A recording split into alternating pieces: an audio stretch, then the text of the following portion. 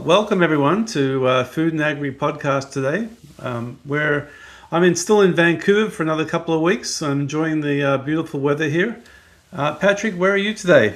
I'm in the Yarra Valley with Yarrow Valley Hilltop, a wonderful integrated manufacturer in the Yarra Valley.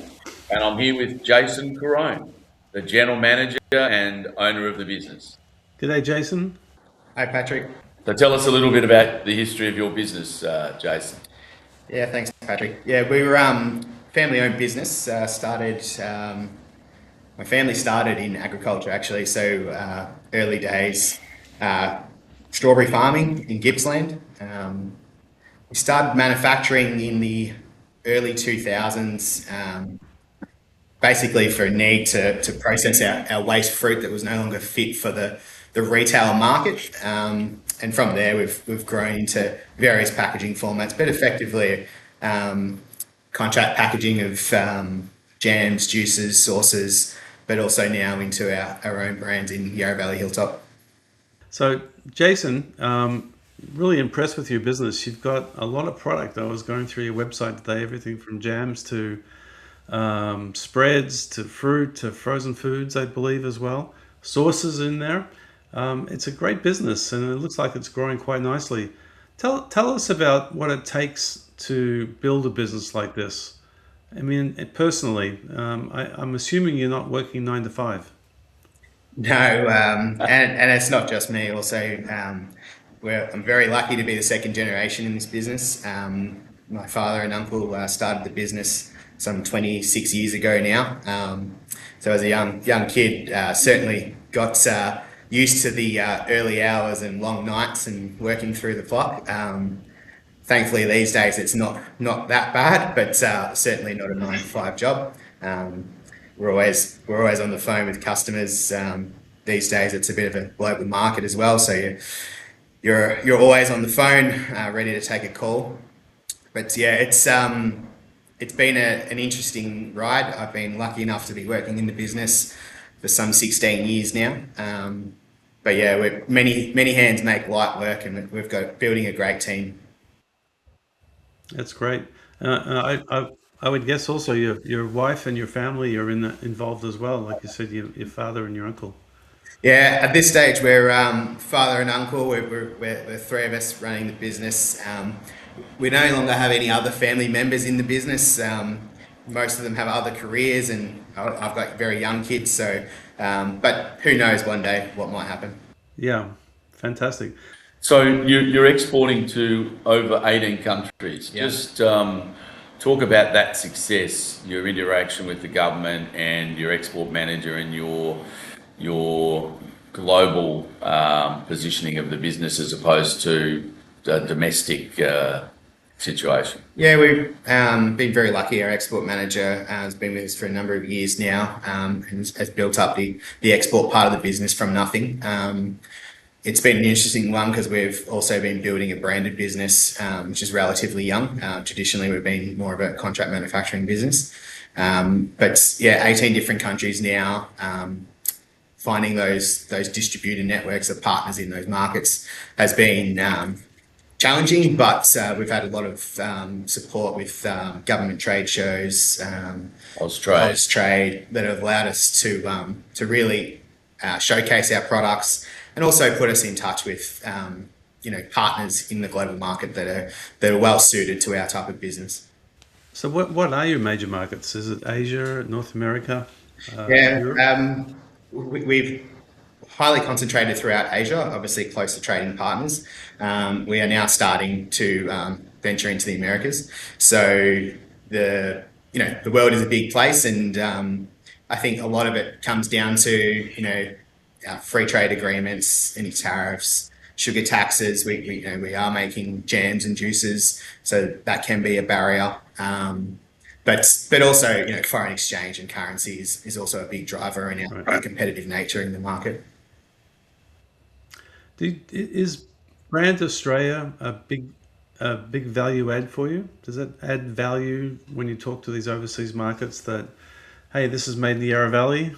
or made in Australia or made in Victoria? What's the big driver there in terms of adding value? Yeah, look, I think the Australian-made product has always been highly regarded in the global market.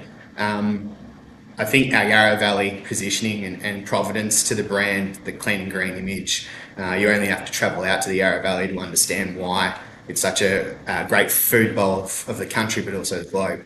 So I think it's puts us in a good position.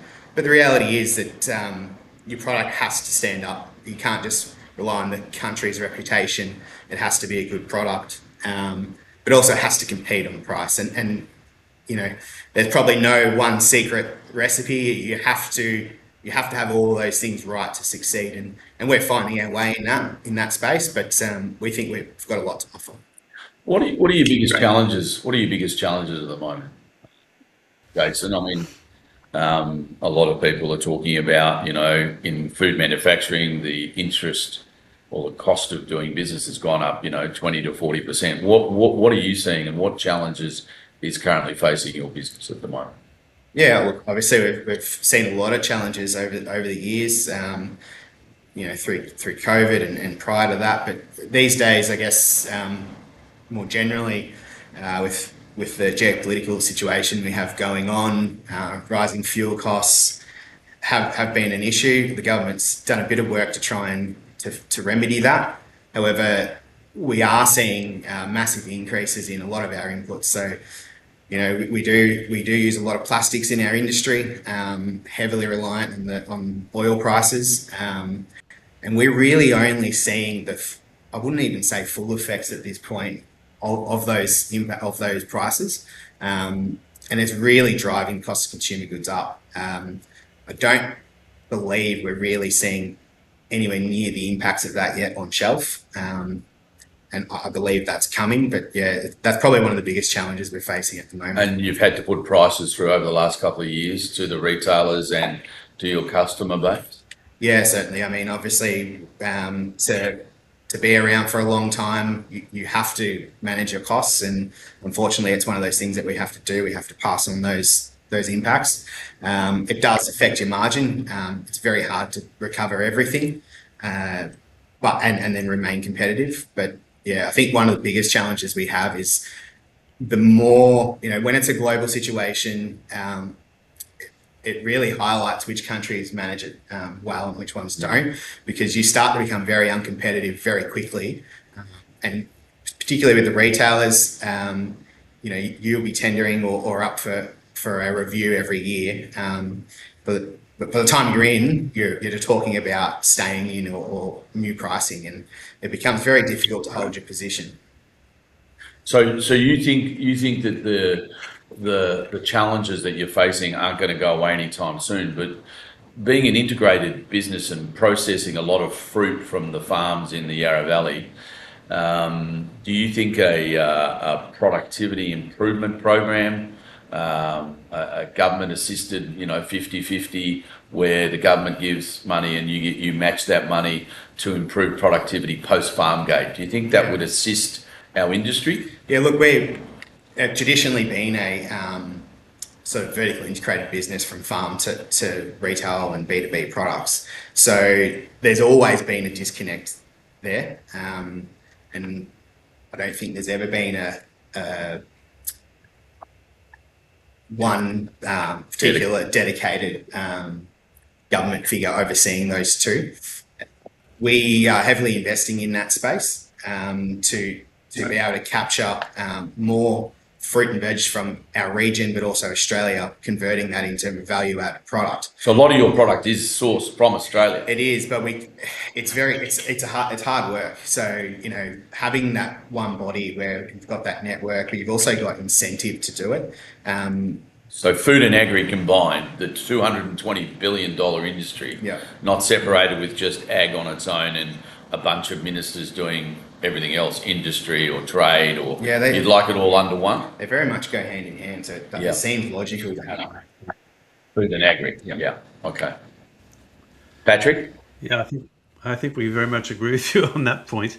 One of the things, I guess, as you grow the business, I mean, it's obvious you've got the passion and and the business is your heart and soul, basically. As you grew the business and started making those overseas contacts, are you using brokers overseas to help you manage those relationships with different countries? Look, we have in the initial parts, it's mainly managed domestically with our export manager. He's not in Australia very often. He's always jet setting around the world to meet with these partners. But what we've done is had a conscious decision to set up distribution partners in those markets. I think it's really important, and we probably learnt that pretty early on, that if we don't have distribution partners in the markets, having someone on the ground all the time, able to give us feedback, consumer insights, it's really a valuable part of the process. So I think trying to cut that out would be do a disservice to the brand's growth trajectory. Yeah. With so many small businesses that we've talked to that are trying to take that leap overseas, they seem to spend a lot of time jet setting themselves. And I think that at some point, Patrick, we may even want to do a discussion about how partners overseas can really be a real asset to helping launch these businesses into those new markets, and how that can benefit. I know the government has a role in that too. But North America is a huge market in Mexico, Canada, and the US. I mean, it's what is it, 500 million people and 1,000 different cities and small markets. So having someone there to help with that business model and growing that business is certainly something that people have to navigate. And it looks like Jason's successfully navigating that as well as the business grows. Yeah, that's great. So far as the level of support you're getting from the government, where would you see the role of the government in your business, and how can it assist you to accelerate your growth in value added? Because what you're exporting is all value added. Yeah, definitely. So it's consumer-based value added goods. Yeah. So how would you see the government assisting you more in that area, so far as making you more competitive and really driving that, heaps of, containers and containers of value added retail consumer products? Yeah, look, I think the government's doing a reasonable job with various bodies to get those introductions flowing and running trade shows and the like. That only gets you so far. If you can't compete on price or establish those product lines that suit those market conditions, it becomes very difficult. So how do you compete on price? Well, again, so it's that integration. For our business, it starts from how we buy and how we source. Particularly in our business, it's how we source. If we can have that support in the networks and those supply chain networks to establish a link between the agribusinesses that we're dealing with, understanding maybe the problems that they have, the surplus products they have.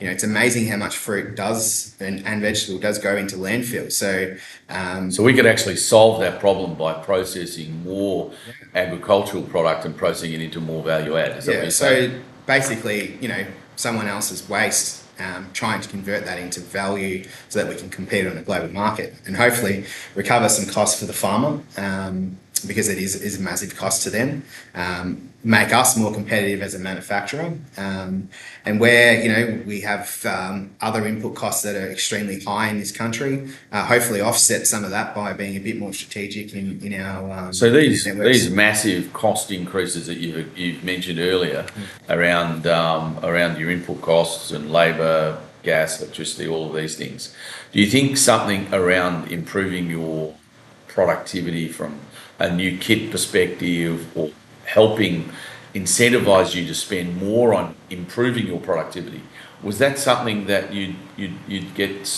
support from a government perspective? Yeah, look, it's one of those things that's to build business and to become more efficient, you need to invest. As a family business, that's what we've done for many years, and it's always been everything we've made has been reinvested. We don't live lavish lifestyles. We we reinvest into the business. To get government support to help with that investment, Turbo boost. it. It allows you also, I mean, Australia is not a massive country by population. We are geographically, which adds cost, freight, everything is very hard to get to our markets. But the global market is a big place. So if we can set up manufacturing capability that can support not only our local demand and maybe reduce some of the imports coming in, but also supplement some of that with export trade, I think it makes a lot of sense. But businesses need to be incentivized to invest. I mean, there's a lot in the media at the moment around new tax positioning in the country. There are a lot of things that are pointing towards negative when you look at, if it was to start a business today, would you even try? And I think that's a really bad thing, because we want the entrepreneurship, we want people to start, we want people to see a pathway to success. It doesn't happen overnight, but we need people to start. Yeah. I totally agree. You need to have, and the incentive is to do well, and if you get some rewards by doing well, I think that's amazing. And I just don't think tech people should do well. I think everyone should be doing very, very well if they work hard enough and put the time in like you're doing. The sweat and tears that go into running a business, you should be rewarded for it, is my opinion. What other impediments are there to exporting overseas? Is transportation costs, transportation access, are they still issues right now with yourself and your business? Yeah, look, obviously, cost of freight, the lead times in getting to these markets can be an issue, as well as obviously currency can be a barrier. And that's the thing, like establishing these markets doesn't happen overnight. You might go into the market with a favourable exchange, and very quickly, you know, if you get a currency movement, you could be 10, 15, 20% out in a couple of months. And it's really hard to navigate that and still remain competitive and profitable. So you have a situation where you're, you know, if there's a geopolitical issue and you haven't been able to import some of your raw ingredients, would you have a massive problem on your hands from a supply perspective and having product on shelf in the supermarkets? Yeah, look, I think we've seen it where food security could be an issue. Yeah, well, look, we went through it. I mean, it's not that long ago we went through COVID, and food security was a massive issue. Where you have these sustained periods of global concern and shipping is disrupted, it makes massive issues in supply chain. Prices go up, and what it's highlighted for us is that Australia really, when you look at it, there are not many things that we do end to end in Australia that we're not relying on imports for.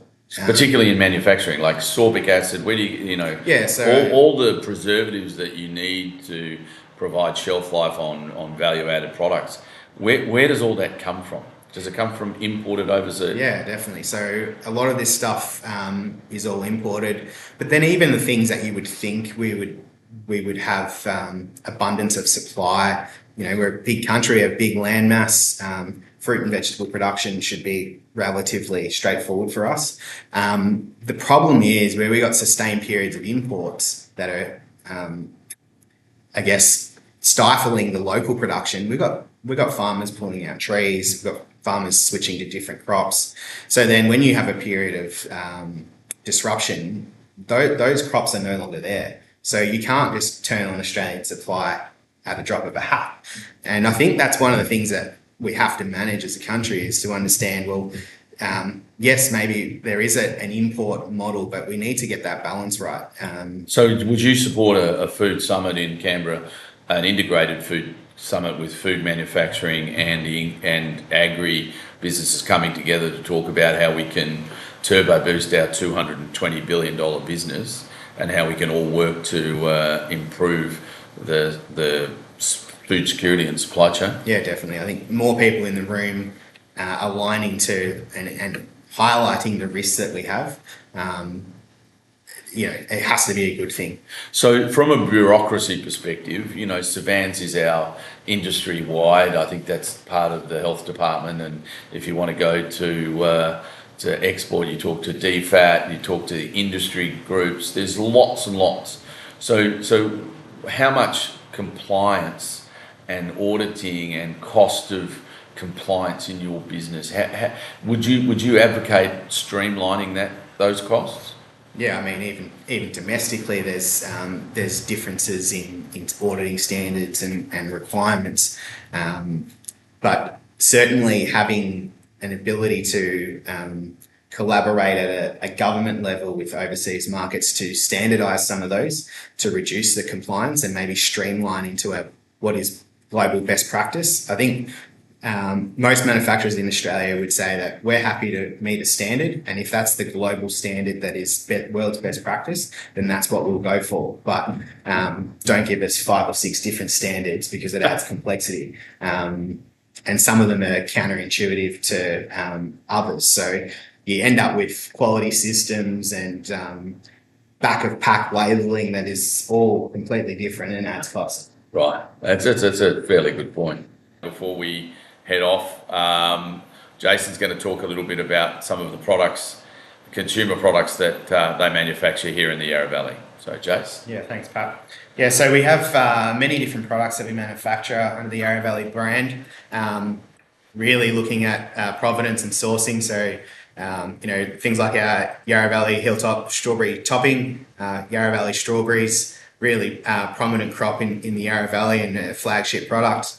And our jams, of course, all different formats, just some of the products that we do. But yeah, certainly a wide range, juice and everything, as you can see behind us. So when you're looking in the supermarkets, go and look for the Yarrow Valley jams and sauces. Thank you so much, Jason. Thanks, Patrick. Well, thank you, Jason, for being on our podcast today. You have a great business. I love all your product, and wishing you all the best in the future. No, much appreciated, guys. Thank you for being a founding member of Food and Agri. Thank you very much. Appreciate it.